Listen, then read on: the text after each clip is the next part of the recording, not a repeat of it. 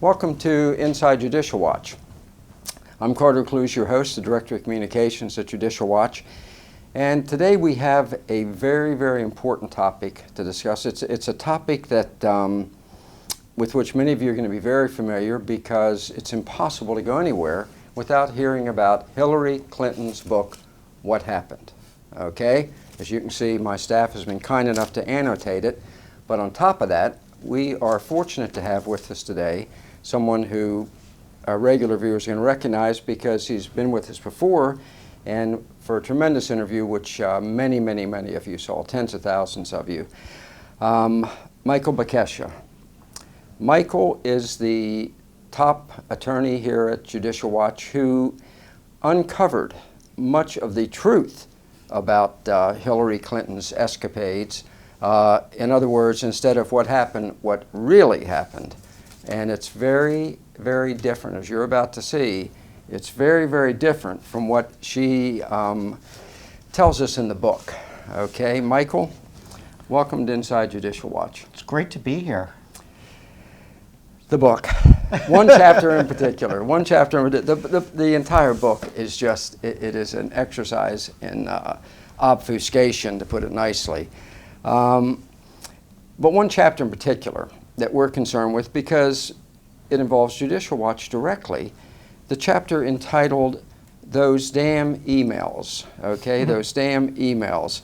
Those emails, though she tries to say it wasn't the case in the book, Michael, I think you'll agree those damn emails are why Hillary Clinton is not sitting in the Oval Office very likely. I think that's a good analysis. That is probably correct, Carter. I mean, we'll go through this chapter, but what you really see and what she talks about is how this was no big deal. But Judicial Watch uncovered emails that says the complete opposite. It shows how this was a big deal. And we can start at the very beginning, which is she puts a proverb, right out there, right out front. Right at the beginning of the chapter. Yeah, she has a proverb. The chapter doesn't even start yet. You don't even have the title. And she says, where there's a will to condemn, there's evidence will follow. In other words, everybody was out to get her, and then we looked for the evidence. That wasn't true. We had evidence first, and then we had more evidence and more evidence. And, we just released additional evidence a couple weeks ago. And I should point out that the reason we have this evidence, one of the primary reasons, is because of the FOIA lawsuits that you file that uncovered the emails that exposed Hillary Clinton's duplicity with the Clinton Foundation and her duplicity with exposing national security. Absolutely. Judicial Watch has a great legal staff here. There's about 8 of us that were working on the Hillary Clinton email cases. At one point, I think we had over 20 federal lawsuits related to her email usage. And, we found a lot of interesting stuff, and that's what we're going to talk about, I hope, as we go through this chapter. What we're going to do, because I think you're going to find it fascinating, is Michael is going to go through page by page, and you're going to find this very absorbing. I know because we went through it yesterday together, and I found it very absorbing. In this chapter, pointing out what she says, and then fact versus fiction. She opens the chapter, by the way, which I think is very, very interesting and revealing, telling us that suppose you're in school, a kid, as she puts it, in school, 30 years from now, and people say, what happened in the great election of 2016? And the teacher talks about emails instead of, as Hillary says, she talks about those emails rather than the real issues. Well, Michael, do you think maybe the emails were a real issue based upon what you found? As she does throughout the book and throughout this chapter, she tries to say the emails were no big deal. First off, the emails were a big deal. Maybe not the word emails, but what was contained in the emails. What we found was the emails is another word for pay to play, another word for mishandling of classified information, another word for Benghazi. So she talks about it as emails, but what we want to talk about, and what we've talked about for the past 2 years, is the substance, the content of the emails. And that's what's important. And that's what's important. So let's get started. Let's let Michael lead us through this, page by page, in a very fascinating fashion and just point out what Hillary said, which doesn't measure up when it comes to the real facts of the matter that Judicial Watch discovered in our lawsuits. These are documents produced because you went to court, and interestingly, and let's set the stage here, because what you discovered, the truth you discovered, wasn't in Hillary's emails. She did a pretty good job of covering up. Where did you find the real truth? You know, most of the real truth were in the emails that Huma Abedin returned. And as Judicial Watch has said over the past, I believe it's been 18 months, as we begin records monthly from Huma Abedin, there were at least 627 emails that Huma Abedin returned that Hillary Clinton didn't. And I'm talking about emails between Huma Abedin and Hillary Clinton. And these are emails that were about important issues, and this was after Hillary said, I've given everything I have, except of course for my emails about taking yoga and my daughter's wedding, okay? Everything else she had given, but we found out that's not true, didn't we? We found out that wasn't true, and we'll talk about that more because she has a whole page talking about those types of issues. All right, but, let's delve in. Sure, on the first page, it's a real brief point, but she wants to talk about how she thought there were real issues in the campaign that weren't addressed. She talks about real issues. Well, first off, who is she to decide what the real issues are? Why is it not the American public? The American public had to believe that her trustworthiness, her honesty, her transparency was a real issue. Why is that not a real issue? Why does she get to set the stage? So that's kind of how the whole chapter plays out. It plays out the way Hillary Clinton wanted things to be, not how the American public actually wanted to review the information. Well, after all, I guess her feeling was when the American people are nothing but a basket of deplorables, who are they to say what the real issues are, right? Yeah, probably. Okay. All right. That's a very good assessment. Moving on, again, she talks about how she was the victim, how this was a whole mess. This was a big problem, and she didn't really understand it. Well, it was a self-made mess. She was the one for 4 years that used a private, email server to conduct official government business. And then she hid that fact for 2 years after. For 6 years, it was a secret. Had it not been a secret for 6 years, it wouldn't have been an issue in the campaign. So, she talks about it being a mess and it being unfair. Well, the only person she has to blame, is herself. Well, she starts out, as you pointed out, quoting a Chinese proverb. Maybe she should have quoted Galatians 6:7, that which ye sow, ye shall also reap. Probably would have been a better one to choose. A little more accurate, but I'm guessing that's why she didn't ask you to help her write her book. Among many reasons, yes, exactly. So then she proceeds and starts talking a little bit about former FBI Director Jim Comey. And she talks about how President Trump fired Director Comey in part because of his handling of her email issue and the investigation. And she talks about, isn't it great that Donald Trump agrees with me that Director Comey shouldn't have done what he did?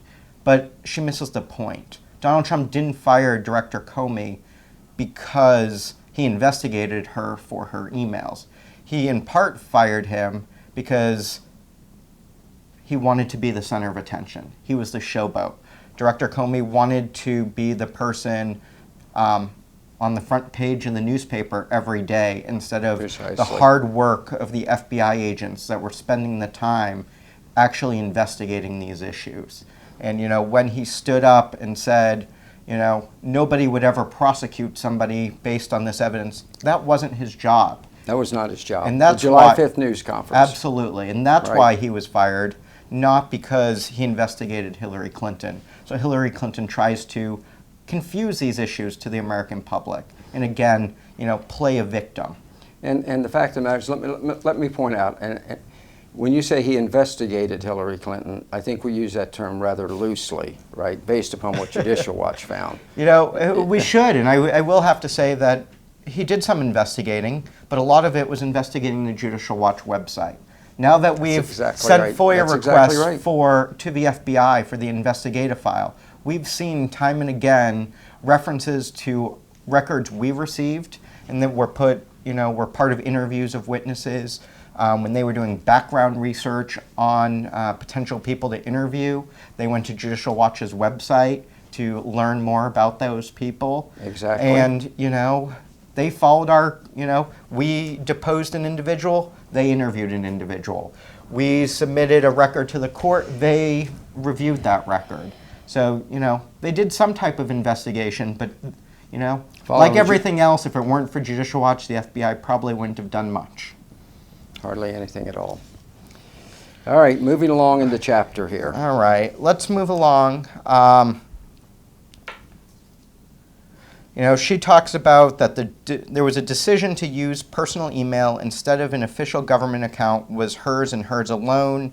She never meant to mislead anyone, never kept my email use secret, and always took classified information seriously. And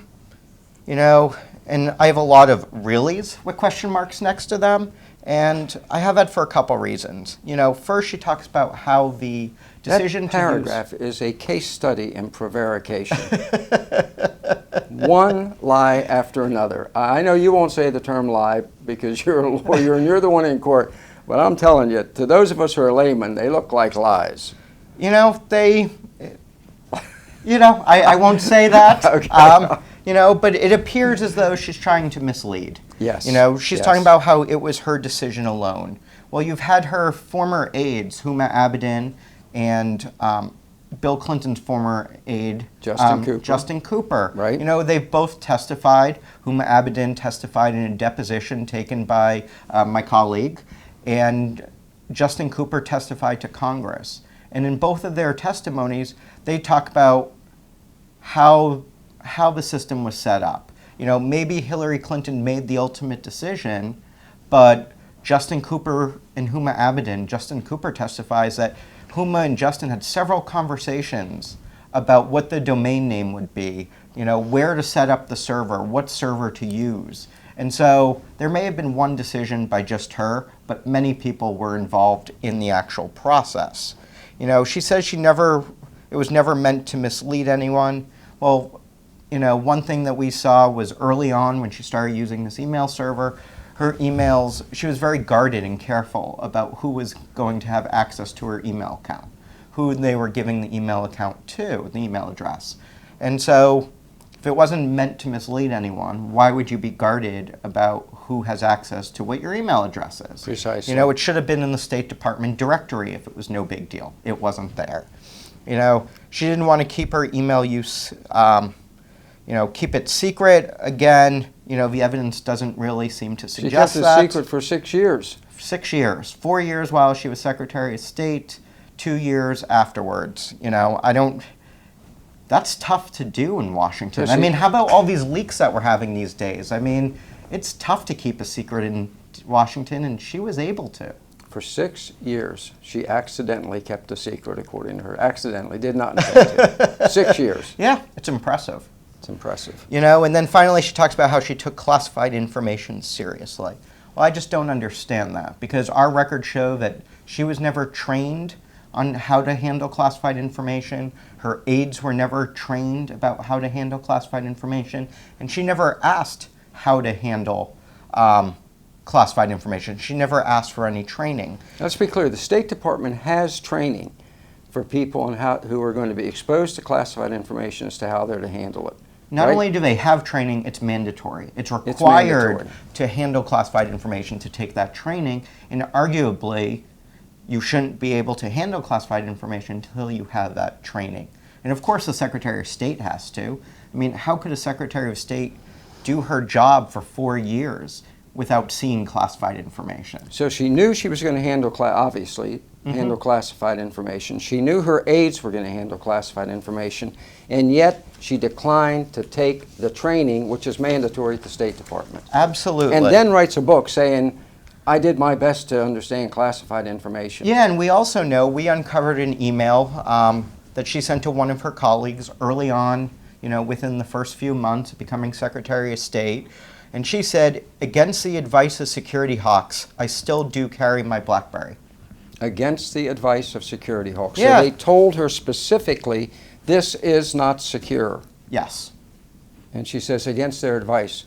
I still carry mine. Yeah, so and at the same BlackBerry. time, it appears by calling them security hawks that she was mocking them to an She extent. was mocking them. I know, you also had one person, you had somebody as part of the diplomatic security early on write a memo about how it was dangerous to use personal BlackBerries. Wrote a memo, Secretary Clinton got it, and when he went up to her at a meeting, she said, got it. As in, she understood. I got it. Clearly, she didn't understand. And then, from then on, she uses the excuse that she didn't understand classified information. Yeah, that's what she does. And then she blames that, if we turn to the next page in the book, she almost blames all of this, the fact that she didn't understand classified information and didn't take it seriously, on partisan politics. She talks about how the attacks against her were motivated by partisan politics. Well, that I just don't understand, because if you recall, the first place that it was revealed that she used a personal email server and a personal email account was the New York Times. We also know that the Associated Press sued her over her emails, Vice News sued her over her emails, good government groups like Judicial Watch sued her over her emails, and one of the early FOIA requests that were at issue, Freedom of Information Act, our bread and butter, what we do, but there's an organization, CREW, that was created during the Bush years, and they had sent a FOIA request early on for her emails, and they got blown off. And so... And they're a liberal group. They are. They are a liberal group. They are. So you have a situation here where she was covering up, everybody was asking her, what's going on here? And instead of being forthright and honest, she yells partisanship. Yes. Which in Washington, folks, is kind of like the last refuge of a scoundrel. Let's just be honest about it. Yeah, it's what she always does, right? I mean, going back, back, right-wing conspiracy. Right? Absolutely. I mean, yeah. It's what she does, and she, for some reason, seems to get away with it more times than not. Right. You then move along, and she talks about how Director Comey, in the end, concluded that she set up the system for a matter of convenience. And she said, well, the FBI concluded that, so that's the truth. Well, that's, the line she fed them. That's the line she fed them. And, it was anything but convenient. I mean, what we've learned, Judicial Watch has learned through our depositions, through our FOIA lawsuits, is that there were a lot of times that it was difficult for her to email. She had problems at State Department, their security filters at the State Department to prevent spam, to prevent hacking, sometimes prevented her emails to go to senior level State Department officials. So what had to happen? The State Department had to change their filters. They had to change their systems to allow Hillary Clinton to use her email. That's not convenient. That's not convenient. It's not. Her server would go down repeatedly, sometimes because of storms. Sometimes it was manually forced down by her aides because there was a concern that somebody was trying to hack into the server. We know that she missed a couple calls with foreign leaders. Huma Abedin, during her deposition with Judicial Watch, talked about how frustrating it was because sometimes emails were slow going through. So there was no convenience factor. There was no convenience. The other thing we learned was last summer Now, the State Department system was convenient because they had IT, a whole army of IT people making it work properly. Yeah, for and us. they were probably 24 hours and help desk right there. Absolutely. Come on. But we also learned, so last summer we were able to send interrogatories, ask questions of Hillary Clinton, and she had to answer them under oath. And one of the questions we asked her was, all right, you keep saying everything was for convenience. Well, what factors did you weigh against convenience when you made your decision? And her answer under oath was, I don't remember any other factors. So it wasn't a real decision. It was, and I would argue that she never thought it was for convenience. That's just what they came up with. That's what her and her lawyers thought would be the best answer once the news broke. And she stuck with it. But as we've seen, it was nothing but convenient. Maybe a convenient way to cover up contributions to the Clinton Foundation. Let's just be honest about it. I mean, that's what it appears to be. We also, moving on to the next page, she talks about how she didn't use email when she was First Lady. She didn't use email in the U.S. Senate during her first term. And then she got an AT&T BlackBerry email account, and she started using that when she was in the Senate. So she was saying it was no big deal. This is how I always did it. Well, first, when she was First Lady, email wasn't really a thing yet. It was early on, so of course she didn't use email because she would have been the only person in the world using email at that point. There would have been nobody to send it to. But the Senate's a little bit more curious because email was slowly being used more in 2000. And so one of the questions would be, why is she not using email at that point? And we could sit here and speculate, but it would be more fun to see what Hillary Clinton said in 2000 about her not using email. And, fortunately, there were cameras back then, and there's video. Most of you have probably seen it on the internet, of her talking at a fundraiser in 2000. And Absolutely. What she said there would be... Now, this is what Hillary Clinton said about why she didn't use email. As much as I've been investigated and all of that, why would I? Why would I ever want to do email? Can you imagine? It's called covering your tracks. Yeah, Covering your tracks. And so when we talk about this whole email scandal, why don't we just continue going back to what she said in 2000?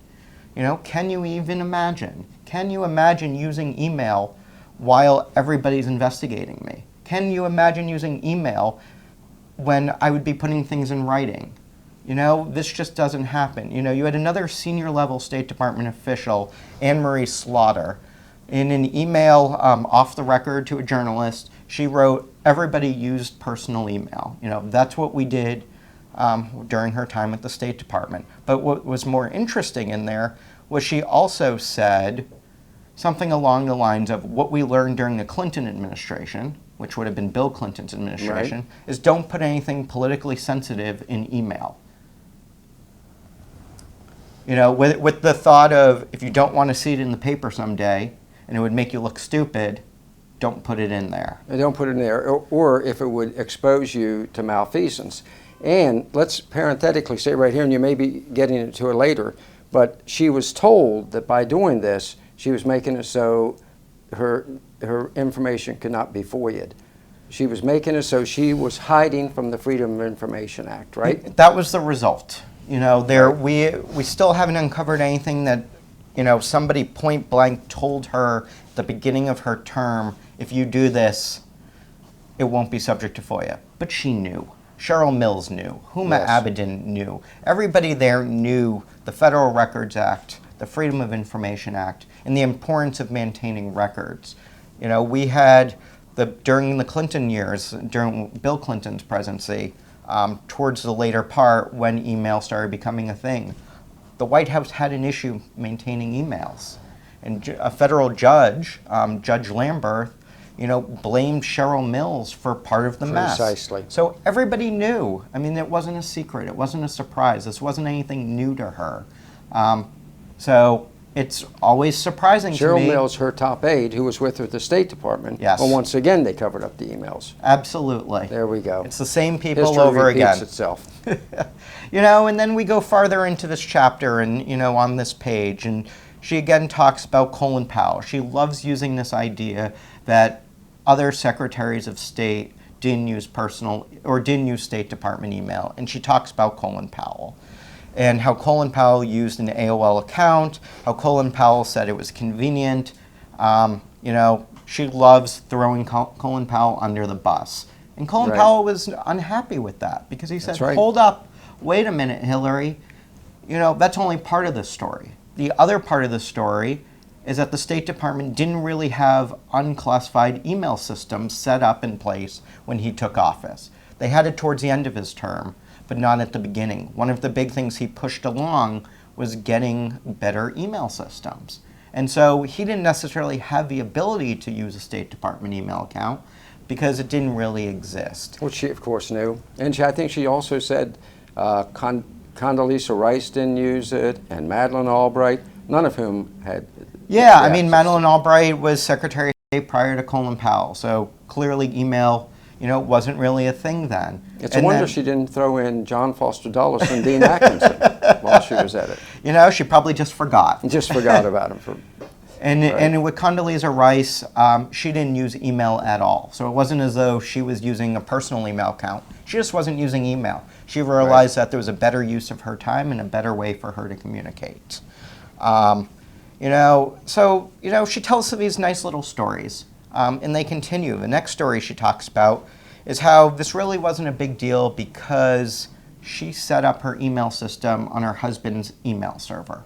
That Bill Clinton had this server in the basement of their house, and it was easy to use, so she just put an email account on there. No big deal, right? No real work was done. Right. That's not how it happened. I mean, first they had to go out and pick a domain name, and then they had to add that domain name and the email addresses to, Bill Clinton's server. So there's a little bit of truth there. However, that was only the email server for maybe 3 months. 3 months. In 3 months that changed. And if I can pull it here, I can tell you what Justin Cooper said, who was at the time Bill's right-hand man that was involved in charge of the email server. In charge of the email server. And he testified to Congress. What he said was, and so, over a period of time, as Brian, that's being Brian Pagliano, who was the head of IT for Hillary Clinton's campaign, became a State Department employee, he decommissioned old servers of the Hillary Clinton campaign, and they were purchased by the Clinton Foundation or the Clintons personally, it's unclear who. But Justin Cooper says, we purchased those. Brian then took the time to set them up on his time, either in campaign offices or his home. Justin Cooper wasn't sure of the location. And then Brian Pagliano delivered them to Chappaqua sometime in March 2009 when I physically helped him move into the space where they were going to reside. So essentially, over a 3 month... That is not convenient. That is not, to set up an entire email system, new email system is not convenient, as Hillary said. Yeah, it's not, and this was over a couple-month process. So, she tries to say, oh, all she did was take her email and put it on Bill's server. Not true. Not true. It was set up differently, and it changed servers shortly thereafter. Let me point out something to Judicial Watch supporters who are watching. What you're seeing now is a remarkable dissection of Hillary Clinton's book, which the mainstream media should have done. Why didn't Anderson Cooper have Michael Bekesha on, right? Jake Tapper, why didn't you have Michael Bekesha on? Rachel Maddow, folks, you're hearing the truth as you've never heard it before. If I may say it, thank God for Judicial Watch. All right, Michael, here we go. There's my little plug there. I think their questions would have been a little bit harder than yours. She continues. She talks about how very little work was done by email while she was Secretary of State for 4 years. Very little work. What does that mean? Does that mean, what did we calculate yesterday? We were talking approximately 25 or so emails sent or received every day for 4 years. Yep. 25 emails. I mean, I know I get a lot of emails, but probably not 25 work-related emails every day. Serious work-related emails, absolutely. So what do you mean she didn't do little work? We also learned, and I don't know if I'm going to be able to find this in my stack of documents here, but she emailed over 100 people at the State Department, over 100 people outside the State Department throughout her tenure, talking about work-related issues. So it wasn't as though she used this email account to talk to one person or talk to two people. She talked to lots of people, including the President of the United States, including heads of foreign states, including secretaries of other agencies. General Petraeus she communicated with when he was at Department of Defense, the Secretary of Energy. We see all these emails. We know what she was doing. not always because of email she returned, but because of what other people returned. But we know who she was emailing and we know what she was doing, and it's almost offensive for her to go around saying that she did very little work over email. It just wasn't true. We then go on, and these are some of my favorite 2 pages, is she puts in pages of email she sent to show how this was no big deal what she was doing. That, they were just silly little emails that asked people to print, saying thank you, no real business. And, I'm going to turn this over to you for a little bit here to talk about, what Judicial Watch found, what emails we found, and how they actually do matter. Well, thanks to Michael's FOIA lawsuits, we found that Hillary left out a few emails in her book here. She wasn't always talking about doing the deep dog dive yoga move or print this, please, or whatever. Apparently you don't do yoga much. I try to avoid it. But the August 22nd, 2016 news release, based upon Michael's Freedom of Information Act findings, is where we found out that Hillary was using the State Department as essentially an ATM machine for the Clinton Foundation. Mm-hmm. And these are important emails. Her email exchange, Huma's email exchange with Doug Band about the Crown Prince of Bahrain, who wanted to see Hillary, but couldn't get an appointment.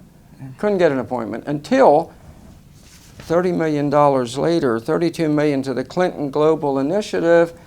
Come on down, and he gets his appointment with Hillary. Casey Wasserman, $10 million donor. Hillary left out this email exchange where all this was exposed, by the way, in her book. I guess it was accidental, or maybe she just ran out of pages. There just wasn't enough room. Wasn't enough room after 450 pages. Wasserman wanted a friend of his to get who had done criminal assault on a woman over in England, wanted to forget about it, bring him on over, Hillary, take care of her. Done deal. He gave $10 million. Another email exchange. Doug Band involved in all of these, the head of the Clinton Foundation. Danny Abraham, the billionaire Slim Fast tycoon. He wanted access to Hillary, and here are the emails to Hillary from Danny saying, Danny called this morning, this is from Huma to Hillary. Danny called this morning, wants to see you, let's get together with him. Of course, Hillary says, I'll bring him on in. And 5 to 10 million to the Clinton Foundation. None of these emails made it into Hillary's book.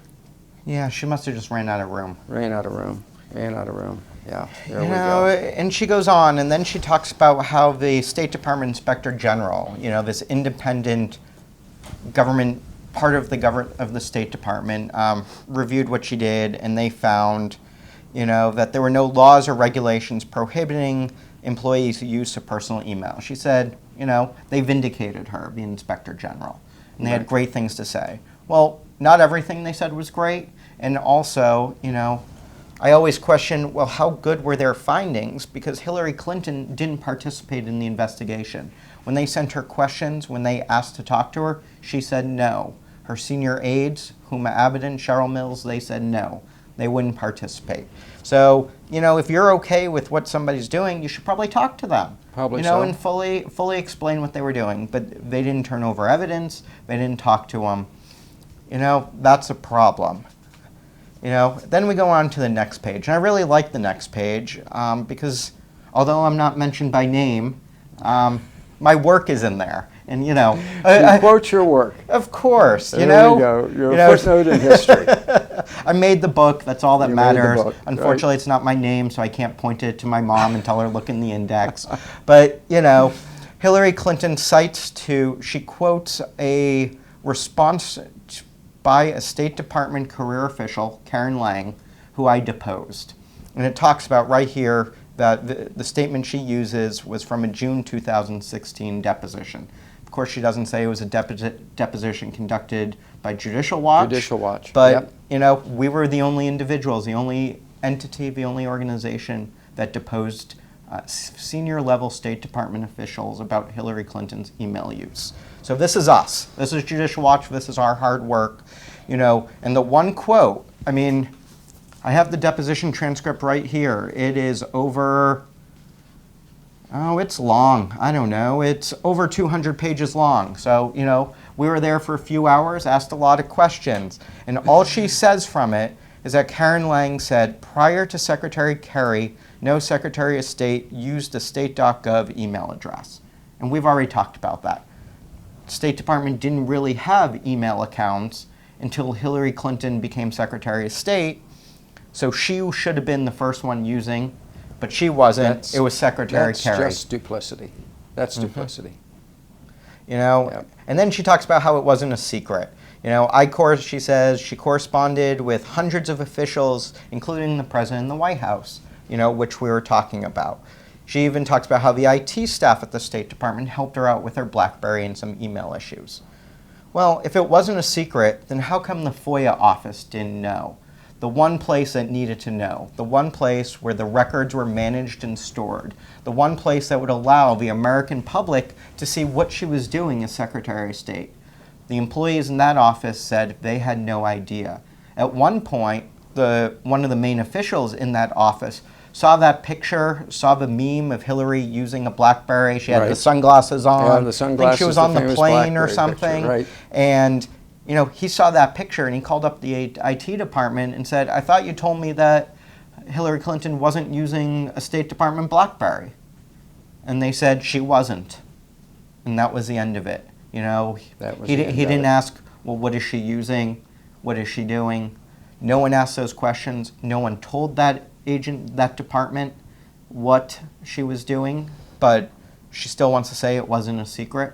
I mean, it was a secret to them and a secret to the American public. And those were the two, Precisely. two places that it shouldn't have been a secret to. Yep. She also talks about how she did a very good job of managing her records and making sure they were available to the public, because she made sure to email everybody, at their State Department email accounts, thinking, well, it'll be somewhere in the State Department. Somebody will be able to find it, and it'll be able to be produced to Judicial Watch.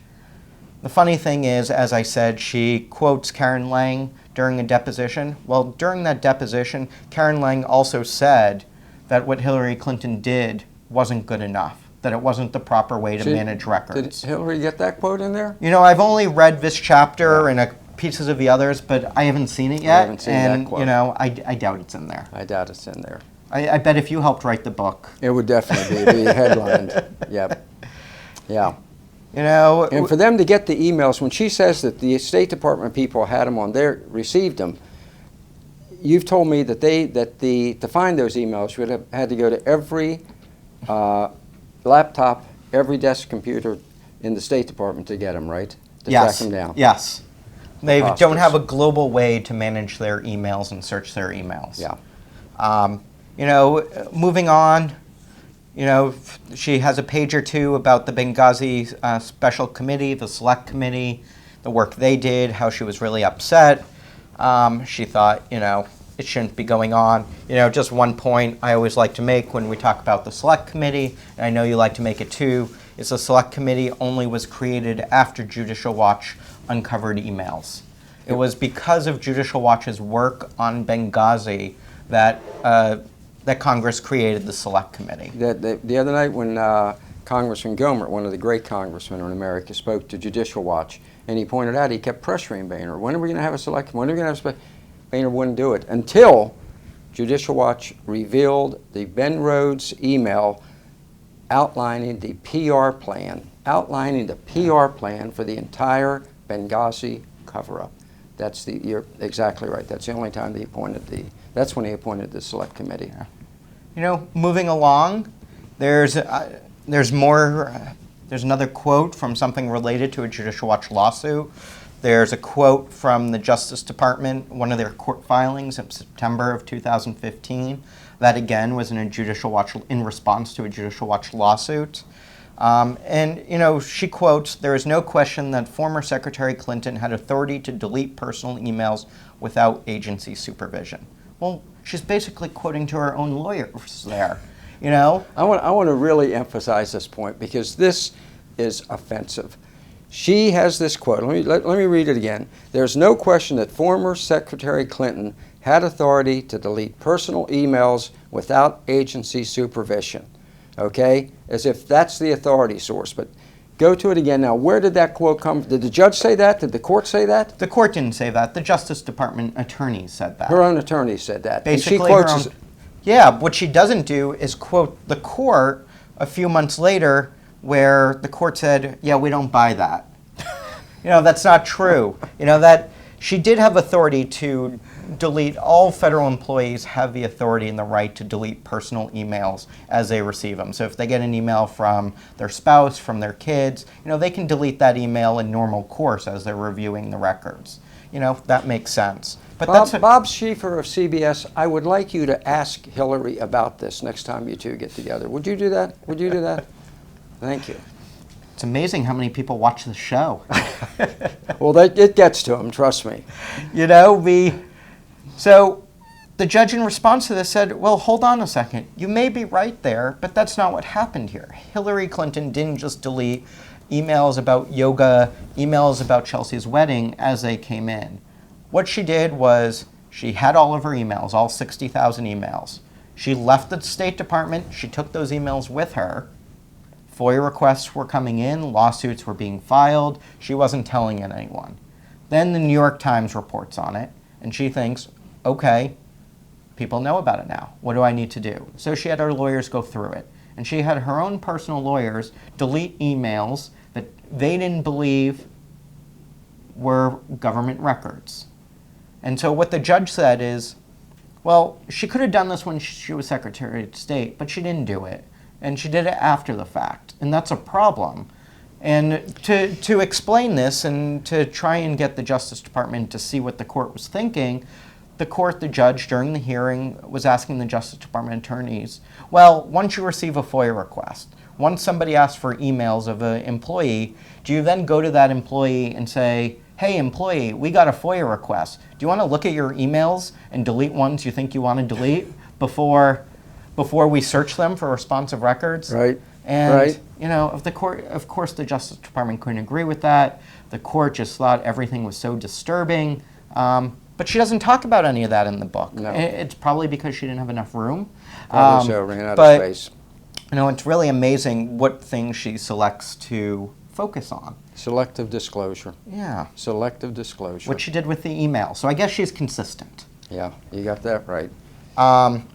She also talks about how Congress had her emails in question 7 months, 8 months before the New York Times reported its story. Congress apparently had 8 of her emails with her email address on it. 8 of her emails. And, Congress apparently didn't know what they had, and it wasn't until Judicial Watch was more active and forceful and got cases reopened that everybody realized how much of a mess and how much of a problem this really was. Unfortunately, time after time, Congress does not realize what it has until Judicial Watch points it out to them, in all fairness.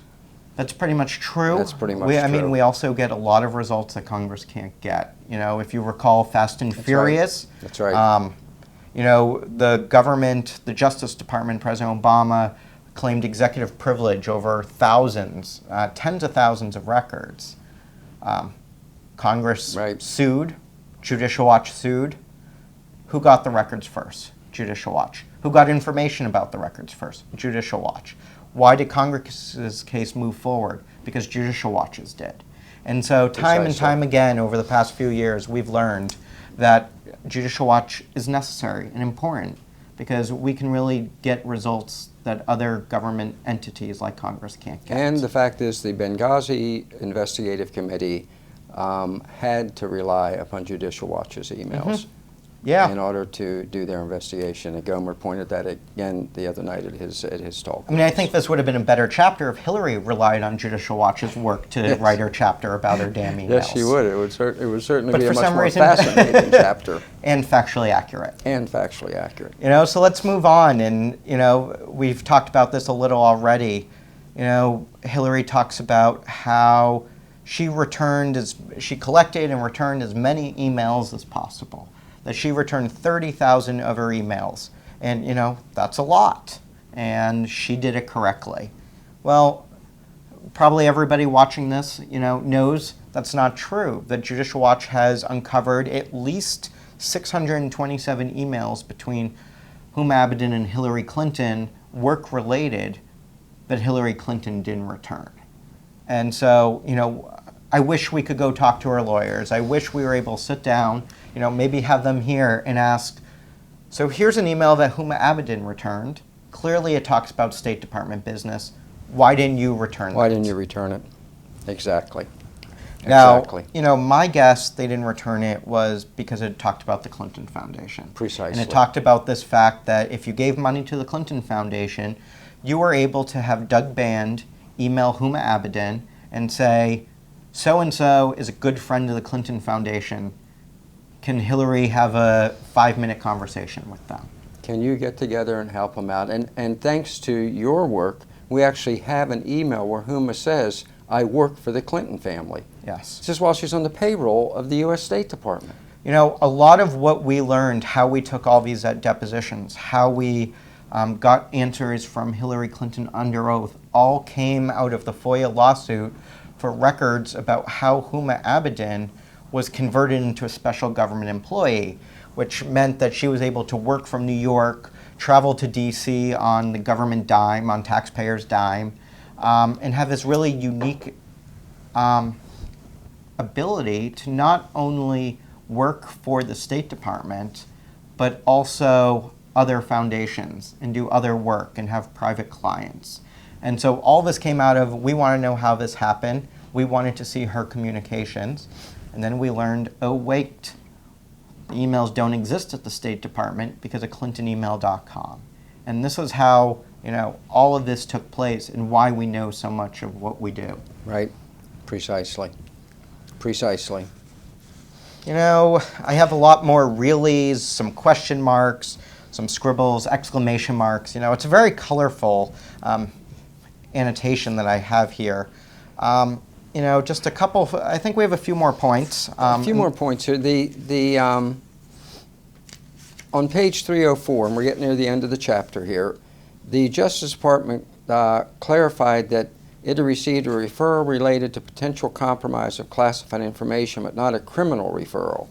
And that's what she says. And that's not accurate, is it? I have a big no with an exclamation mark next to it in the margins here. Here. So I agree with you. The FBI doesn't, they conduct criminal investigations. Exactly. Director Comey said he conducted a criminal investigation. All along her campaign wanted to say, oh, it wasn't a criminal investigation. But it was. And we know it was. And she was outraged because it was. But it was a criminal investigation. That's what the FBI does. That's what they did in this regard.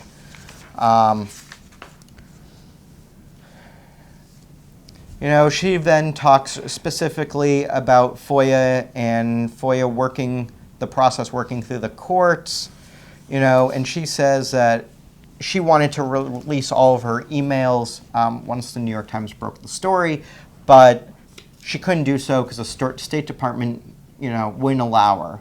And she says, because you don't really want to accidentally publish someone's social security number or cell phone number. Well, you also don't want to accidentally publish classified information. Precisely. And that was the concern. That was the concern of what was going on. They couldn't just release all 60,000 or 30,000 emails, which she said she wanted to do at her speech at the UN, because her people knew that there was some classified information in there, so they couldn't get out in front of it because of how bad the system actually was. So she admitted at her UN speech there was classified information, and then she said ever since there was no classified information. She didn't admit that there was classified information. She just said, I want to get everything out, but the State Department won't let me. Yeah. And the reason why they wouldn't let her was because there was classified information in it. Precisely. We're running short on time here, but let me ask you, what is left to pick? How many productions do we have left from Huma Abedin? And what about the Wiener emails? All the Wiener, what is it, 7,000? Yeah, I don't think we have a really good sense yet. Even the government, I talked to a government attorney the other day, and we have a filing coming up next week. And what we do know is that the government's still reviewing, the State Department's still going through and trying to figure out how many emails there are and how many pages it is. But what we know is the FBI had approximately 7 CDs worth of material that they collected while they were investigating Hillary Clinton, and that they've only processed, I believe, 2 or 3 of those CDs, and they will continue processing those CDs and producing records to Judicial Watch on a monthly basis for at least the next 2 years. Very good. Very that good. also is the FBI. We asked for the entire FBI investigative file.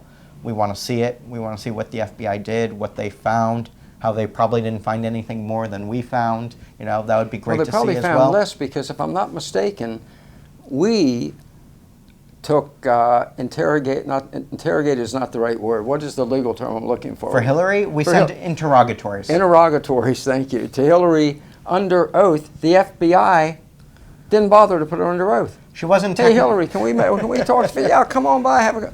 Yeah, she wasn't technically under oath, but lying to the FBI is a crime. So it's a little bit of a catch-22 there that, yes, you're right, she wasn't technically under oath, but she could also get in trouble for lying to the FBI. But the interview was only 2.5 hours long. And you know, she says in her book that a good chunk of that time, one of her attorneys was pregnant at the time, so they were talking about babies for a while. Oh, for God's sake. So, you know, it was a friendly interview with some questions.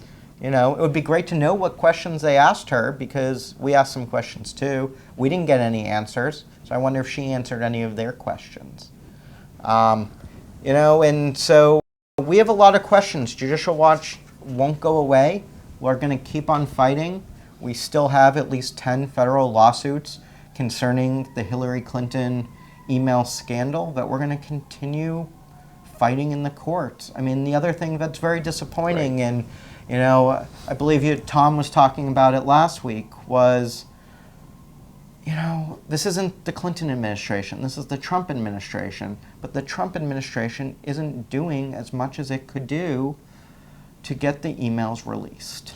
The Trump administration, correct me if I'm wrong, but the Trump administration could simply say, the president could simply say, give Judicial Watch all of the information that is put in FOIA requests for. Is that right? That's correct. That could be done.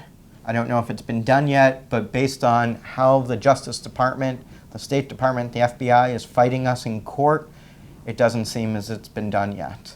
I remember when we talked the other day in the hallway, and you said to me, I said to you, do you see a different atmosphere when you're in court arguing? Do you remember your response to me? No, but it probably was something along the lines of, if I wasn't awake during the election, I would have thought that Hillary Clinton was president. Exactly. It's the same lawyers, the same State Department representatives. Nothing has changed. Nothing and it has to. changed. And it has to. Absolutely. Michael, excellent. Excellent, absolutely. I think our viewers will agree that what you have done here is a tremendous service. You have gone through it verse by verse, as we would say in the pulpit, and explicated the real truth about those damn emails. And it is not by any No, and stretch of I could talk imagination. about this all day. I mean, there's so much evidence that Judicial Watch has.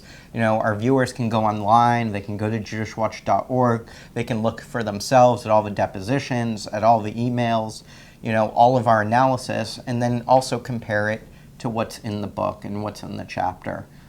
There's a lot of material there.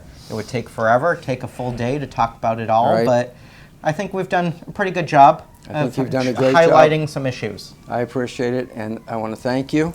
Thank you. On behalf of all the supporters out there, I think you all would agree that now you know what no one else in the country knows about the real truth about, as Hillary says, those damn emails. Thank you for joining us. We'll see you next week.